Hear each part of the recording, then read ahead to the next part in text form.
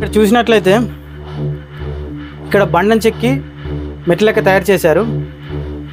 పైకి వెళ్ళడానికి ఇలా పట్టుకుంటట్లు ఏర్పాటు చేశారు. ఇట్లా పట్టుకొని ఇట్లా ఎక్కాలి. ఇందులో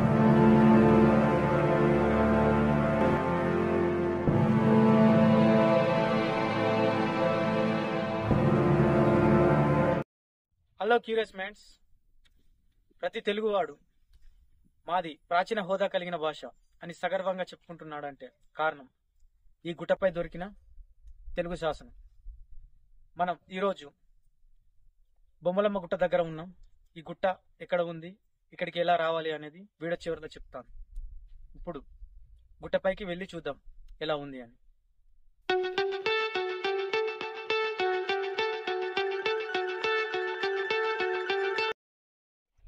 మీరు ఇక్కడ చూసినట్లయితే ఇక్కడ వచ్చే వారి కోసం కూర్చోడానికి సిమెంట్ బెంచ్లు ఏర్పాటు చేశారు.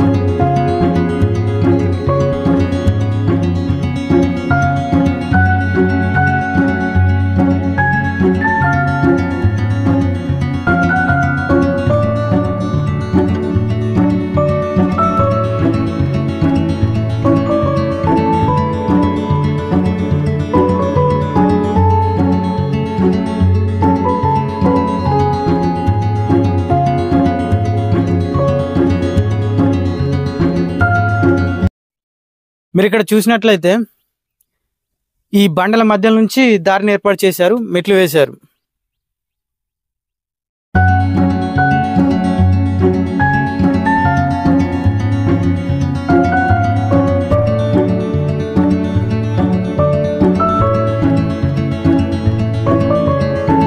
మీరు ఇక్కడ చూసినట్లయితే ఇక్కడ బండను చెక్కి మెట్లెక్క తయారు చేశారు.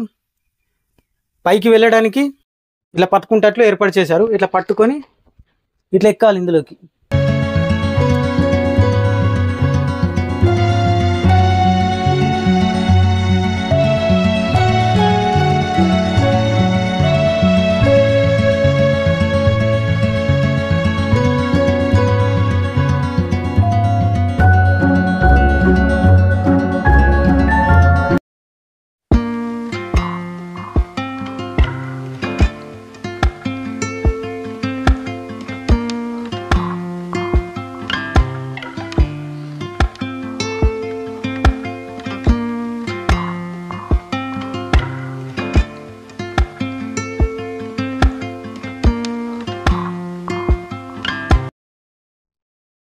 ఇక్కడ మనం చూస్తున్నట్టయితే చుట్టూ పచ్చని పొలాలు, పక్కనే కురికాల గ్రామం, ఆ పక్కనే గంగాధర మండలం కనిపిస్తుంది.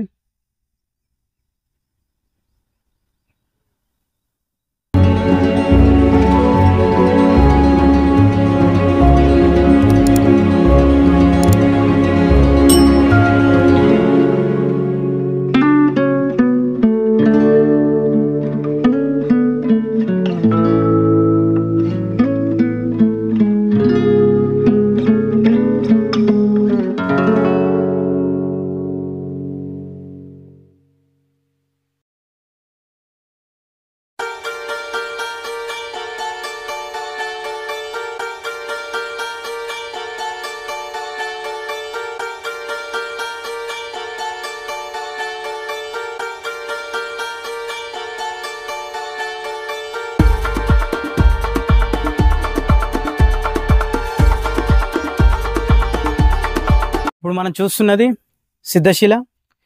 ఈ సిద్ధశిల పైననే జైన మతానికి సంబంధించిన శిల్పాలు చెక్కారు.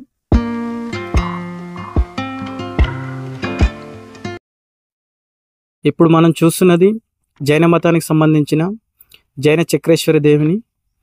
భారతదేశంలోనే ఎత్తైన చక్రేశ్వర దేవి శిల్పం ఇక్కడే ఉంది.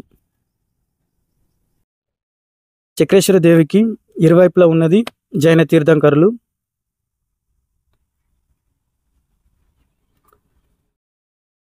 చక్రేశ్వర దేవి పైన చెక్కబడిన శిల్పాలు జైన తీర్థంకరులైన వృషభనాథుడు మరియు బాహుబలి శిల్పాలు చెక్కారు.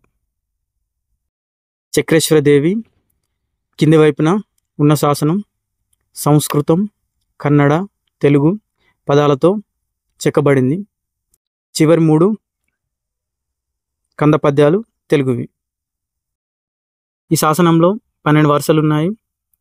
ఈ శాసనం మొత్తం 3 సంస్కృత శ్లోకాలు, 6 కన్నడ వృత్త పద్యాలు, 3 తెలుగు కంద పద్యాలు ఉన్నాయి ఈ శాసనంలో. ఈ సిద్ధశిల పైన ఈ శిల్పాలన్నీ చెక్కారు.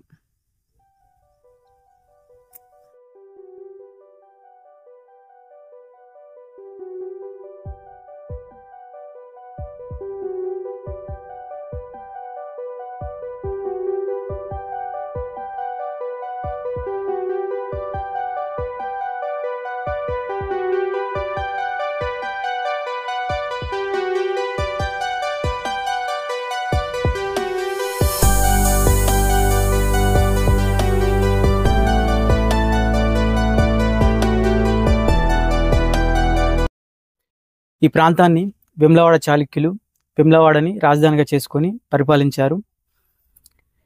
ఇక్కడ తెలుగు శాసనాన్ని తెలుగు తొలి జైన కవి అయిన జీనవల్లభుడు ఇక్కడ తెలుగు శాసనాన్ని వేయించాడు. ఇక్కడ దొరికిన తెలుగు శాసనం ద్వారానే తెలుగు భాషకు ప్రాచీన హోదా లభించింది. జీనవల్లభుడు వేములవాడ చాళుక్య రాజైన 2వ అరకేసరి ఆస్థానంలో ఉండేవాడు. జీనవల్లభుడు నన్నయ్య కంటే 100 సంవత్సరాల ముందువాడు. నన్నయ్య 11వ శతాబ్ది కవి. రాజమహేంద్రవరం రాజధానిగా ఆంధ్రదేశాన్ని పరిపాలించిన తూర్పు చాళుక్య రాజరాజ నరేంద్రుని ఆస్థానంలో ఉండేవాడు. వ్యాసుడు సంస్కృతంలో రచించిన మహాభారతాన్ని ఆంధ్రీకరించిన కవిత్రయంలో నన్నయ్య మొదటివాడు. మిగతా 2 ఎర్రన తిక్కన. బొమ్మలమ్మ గుట్ట దాదాపు 200 అడుగుల ఎత్తు ఉంటుంది. ఈ గుట్టపై బొమ్మలు చెక్కడం వల్ల బొమ్మలమ్మ గుట్ట అని పేరు వచ్చింది. బొమ్మలు అంటే శిల్పాలు. ఈ గుట్టకి ఇతర పేర్లు వృషభాద్రి, వృషభగిరి. వృషభం అంటే ఎద్దు, వృషభ ఆకారంలో ఉండడం వల్ల వృషభాద్రి, వృషభగిరిగా పిలుస్తారు. ఇంతకుముందు ఇక్కడ సరిగా రోడ్డు ఉండేది కాదు. ఇక్కడికి వచ్చే పర్యాటకులకు ఇబ్బందిగా ఉండేది. ప్రస్తుతం సీసీ రోడ్డు, సీసీ కెమెరాలు ఏర్పాటు చేశారు. బొమ్మలమ్మ గుట్ట ఉన్న ప్రదేశం కుర్క్యాల గ్రామం, గంగాధరం మండలం, కరీంనగర్ జిల్లా. మీరు ఇక్కడికి రావాలంటే కరీంనగర్ నుంచి కుర్క్యాల గ్రామానికి 20 కిలోమీటర్లు, జగిత్యాల నుంచి కుర్క్యాల గ్రామానికి 32 కిలోమీటర్లు.